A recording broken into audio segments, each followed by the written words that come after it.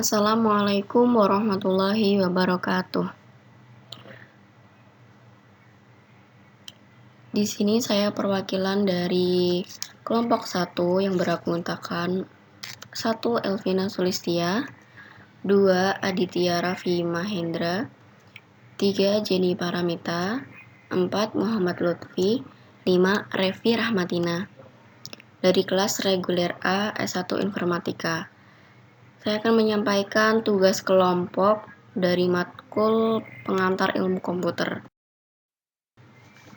Di sini kami akan membahas tentang perkembangan hardware dan software.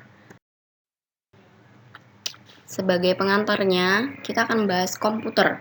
Komputer adalah merupakan alat modern yang tidak bisa dilepaskan dari kehidupan sehari-hari.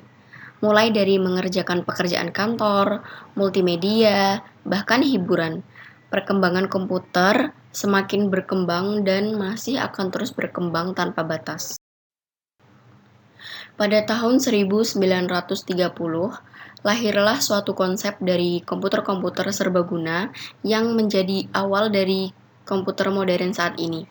Pada tahun 1937, Alan Turing, seorang ahli matematika bangsa Inggris, membuat sebuah analisis teoritis dari kemungkinan pengembangan komputer yang serbaguna. Pelaksanaan gagasan tersebut dapat segera terwujud karena pada Perang Kedua pihak militer sangat membutuhkan perhitungan-perhitungan yang cepat, matang, dan akurat untuk kebutuhan perang. Sehingga dari gagasan tersebut, perkembangan perangkat keras atau hardware mengalami perubahan bentuk dan fungsinya. Dan perangkat lunak software mengalami perkembangan penggunaannya menjadi program yang mudah digunakan. Perkembangan dari hardware itu sendiri, yaitu untuk hardware atau perangkat keras yang biasa kita sebut sebagai perangkat keras, yaitu adalah sebuah peralatan atau perangkat komputer yang dapat dilihat dan disentuh serta dapat dirasakan dengan sentuhan tangan. Cara kerja dari hardware ini sangat tergantung pada software, karena perintah yang dijalankan berdasarkan atas perintah dari software itu sendiri. Hardware secara fisik terdiri dari 3 jenis, yaitu yang pertama perangkat masukan atau sering kita sebut sebagai input, yang kedua perangkat keluaran atau output, dan yang ketiga adalah perangkat. Di sini kami akan membahas tentang perkembangan hardware dan software.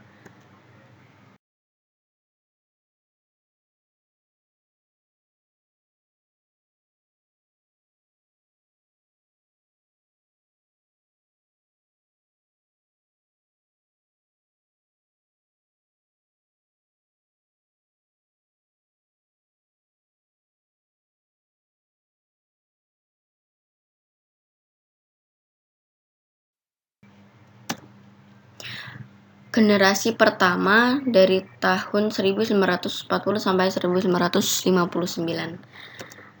Pada generasi ini, komputer membutuhkan ruangan yang luas, berkemampuan rendah, dan terkenal dengan daya panasnya. Ukuran penyimpanannya hanya sekitar kurang lebih 2000 byte, dan untuk menjalankan program dan pencetakan masih dilakukan secara manual. Beberapa komputer yang lahir pada generasi ini adalah ENIAC, EDVAC, dan EDSAC. Yang kedua yaitu dari generasi kedua, dari tahun 1959 sampai 1964. Penemuan di generasi kedua ini yaitu penemuan transistor pada tahun 1948 adalah salah satu faktor yang membuat generasi komputer ini lahir. Transistor menggantikan kedudukan vakum tube. Ukuran penyimpanan berkapasitas sebesar 32 kilobyte dengan kecepatan 20.000 sampai 30.000 perintah per detik. Pada periode ini pula bahasa pemrograman sudah mulai dikenal. Generasi ketiga, yaitu dari tahun 1964 sampai 1980. Generasi ini berpengaruh oleh penemuan IC dan chips untuk mengatasi kekurangan transistor yang cepat panas dengan ukuran penyimpanan berkapasitas 2 MB dengan kecepatan kurang lebih 5 juta per detik. Komputer generasi ini pun membuat komputer menjadi lebih kecil karena komponen yang banyak dapat dipadatkan dalam satu chips. Generasi ini pula ditemukan sistem operasi. Selanjutnya yaitu generasi keempat dari tahun 1980 sampai sekarang. Komputer telah menggunakan teknologi Very Large Scale Integrated Circuit atau biasa disebut VLC IC dalam sebuah chips. Teknologi ini mampu menampung jutaan sirkuit. Chips ini dinamakan dengan mikroprosesor untuk membuat komputer lebih bisa melakukan tugas-tugas yang lebih kompleks.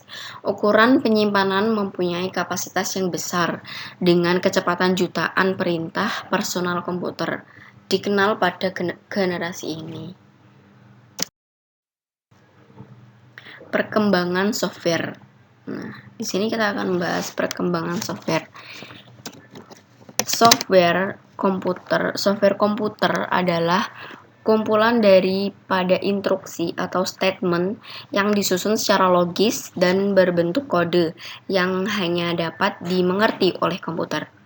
Software komputer ini berangsur-angsur mengalami peningkatan atau perubahan dari tahun ke tahun dalam perkembangannya. Berdasarkan perkembangannya, sejarah perkembangan software komputer dibagi dalam beberapa era, yaitu era pionir, stabil, mikro, dan modern. Berikut adalah penjelasannya di era pionir. Pada era pionir ini, bentuk software komputer pada awalnya adalah sambungan-sambungan kabel di antara bagian dalam komputer. Cara dalam mengakses komputer adalah menggunakan punch card, yaitu kartu yang dilubangi. Penggunaan komputer saat itu masih dilakukan secara langsung. Sebuah program digunakan untuk sebuah mesin tertentu dan untuk tujuan tertentu. Di era ini, software komputer merupakan satu kesatuan dengan sebuah hardware komputer. Selanjutnya yaitu era stabil. Pada era stabil ini, baris-baris perintah software komputer yang dijalankan oleh komputer bukan lagi satu-satu, tapi sudah banyak proses yang dilakukan secara bersamaan atau multitasking. Software komputer pada era ini juga mampu menyelesaikan banyak pengguna atau multi-user dan secara cepat atau langsung atau real time. Di era ini jugalah mulai dikenal sistem basis data yang memisahkan antara program dan data. Selanjutnya yaitu era mikro. Pada era mikro ini, software komputer dapat dibedakan menjadi beberapa bagian, yaitu software system yang terdiri dari Windows, Linux, Macintosh, dan lain-lain.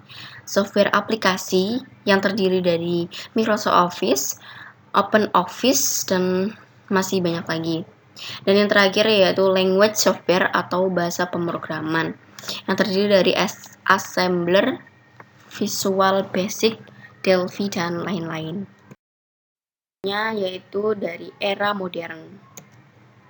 Pada era modern ini, software komputer tidak hanya sebuah komputer, tetapi sebuah handphone pun telah dilengkapi dengan sebuah software sistem seperti Android, Symbian, dan lain-lain. Tingkat kecerdasan yang ditunjukkan oleh software komputer pun semakin meningkat. Selain permasalahan teknis, software komputer sekarang juga mulai bisa mengenal suara dan gambar. Pada tahun 1930, lahirlah suatu konsep dari komputer-komputer serbaguna yang menjadi awal dari komputer modern saat ini. Pada tahun 1937, Alan Turing, seorang ahli matematika bangsa Inggris, membuat sebuah analisis teoritis dari kemungkinan